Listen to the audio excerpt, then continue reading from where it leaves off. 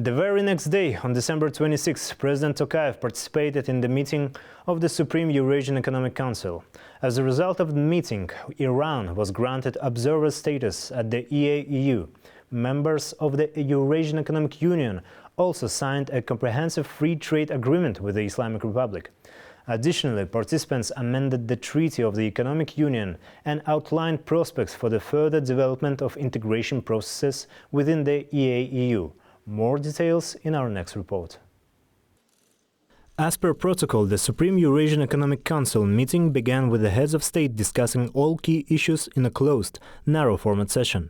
During this session, Armenian Prime Minister Nikol Pashinyan reviewed the results of his country's chairmanship.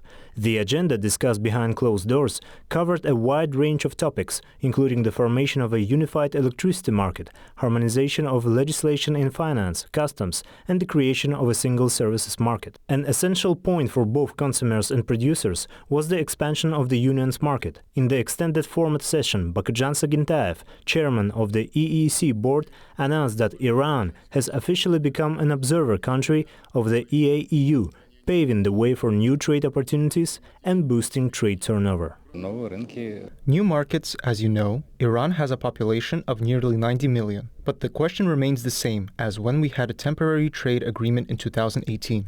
Last year, full-fledged trade agreements were made, and now Iran becomes an observer country. This means that many trade barriers, including tariffs, will be lifted, allowing free movement of goods between our countries. Naturally, this will increase trade turnover between our countries, providing support for businesses primarily in the agricultural sector, which is likely the current area of focus.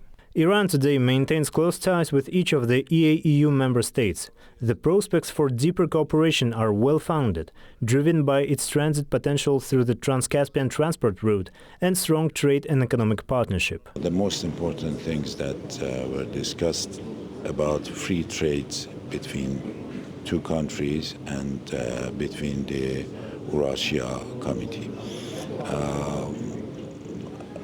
It was actually regarding to previous discussions that we had earlier in Armenia, and we concluded that we can spread our economy in both countries, and we can actually increase our trade services to each other. Observers of the organization also presented their proposals. Uzbekistan called for the removal of trade barriers and tariff restrictions, while the president of Cuba expressed a desire to expand cooperation. By the end of the Supreme Eurasian Economic Council meeting, 23 joint documents were signed. Serik Zhamangarin, Deputy Prime Minister and Minister of National Economy, outlined key plans for 2025, including the development of a unified electricity market and the expansion of trade relations. It's been a dynamic and successful year. A lot of issues have been resolved in terms of advancing conceptual documents. I think there's still quite a bit of work to do. I'm wondering when we will adopt the agreement on shipping. This is crucial for our countries. Next year, we'll have significant work on oil market. Moreover, today we will also discuss the formation of a common electricity market. Over its 10 years of existence, the EAEU's combined GDP has grown from $1.6 trillion to approximately $2.5 trillion, while mutual trade among member states has nearly doubled, reaching $87.5 billion. However, there are still many shared challenges ahead. These will be addressed in the new year 2025 under the chairmanship of Belarus. Daurina Sagulov, Ainur Mangali, New Time.